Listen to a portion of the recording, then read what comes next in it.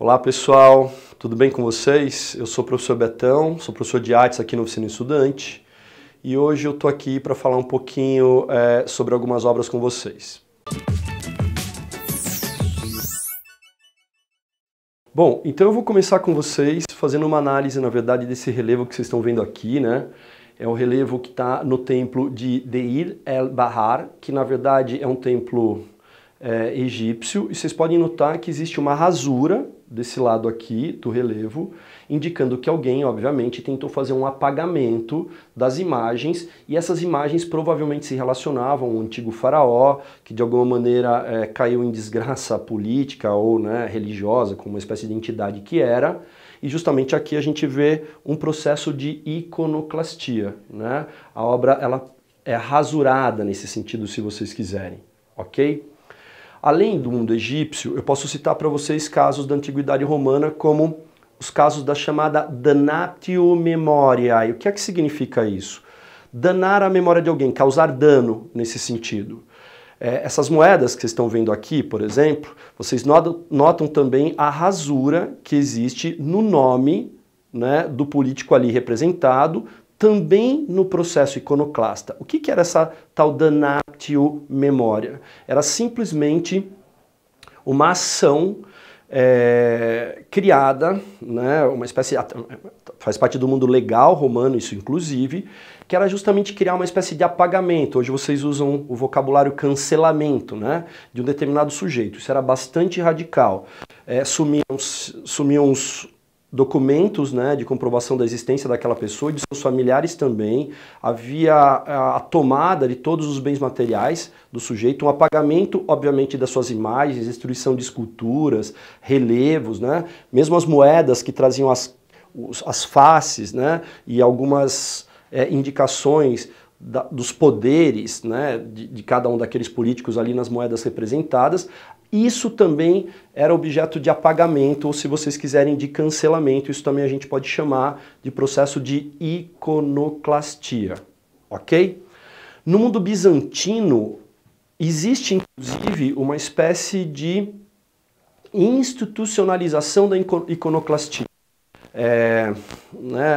A igreja, vamos dizer assim, a igreja cristã do Oriente acaba, na verdade, desenvolvendo um gosto bastante profundo pelos tais ícones. Que ícones, naquele momento da história bizantina, eram justamente as imagens religiosas. Essas imagens bidimensionais que vocês podem ver aqui e aqui, por exemplo, certo? Acontece que os jovens, na verdade, buscam a carreira ou de produção dos ícones ou de comercialização, porque ela é bastante rentável. De alguma maneira, o Estado começa a perder importância, né, ou poder sobre a população, justamente porque o poder da igreja começa a ser cada vez mais,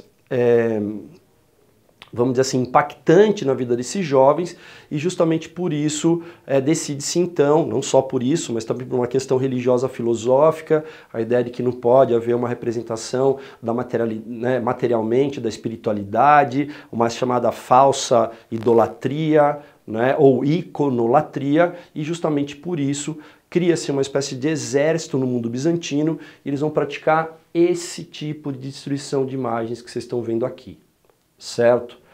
Agora, pessoal, isso não acontece exclusivamente na antiguidade. Ao longo da história da humanidade, vários momentos de iconoclastia acontecem, né? Muito recentemente, depois da morte do George Floyd lá em Minneapolis, né, teve uma espécie de recrudescimento, de fortalecimento do movimento Black Lives Matter, que na verdade já existia, né, e reaparece nesse momento.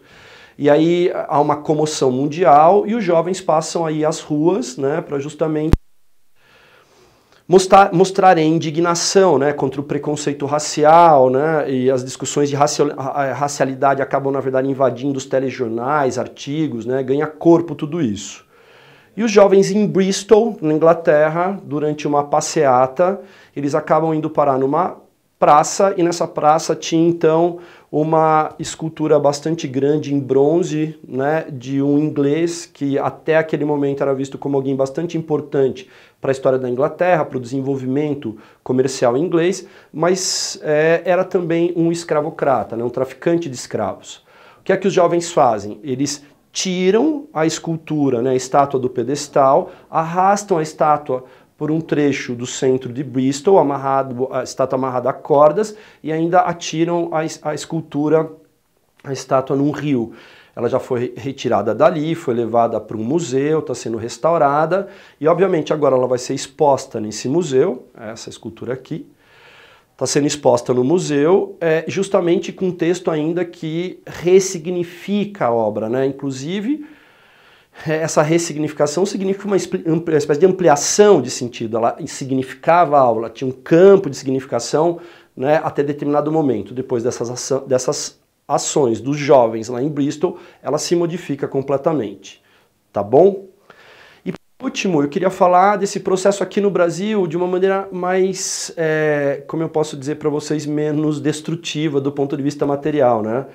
O que aconteceu foi que um grupo de artistas paulistano, esse grupo ele recupera alguns crânios humanos que tinham sido usados como alegorias de carros alegóricos no carnaval paulistano e resolve colocar esses crânios, como vocês estão vendo aqui, ó, né, na escultura do Borba Gato, ok? Aqui, ó, vocês podem ver o Pedro Álvares Cabral.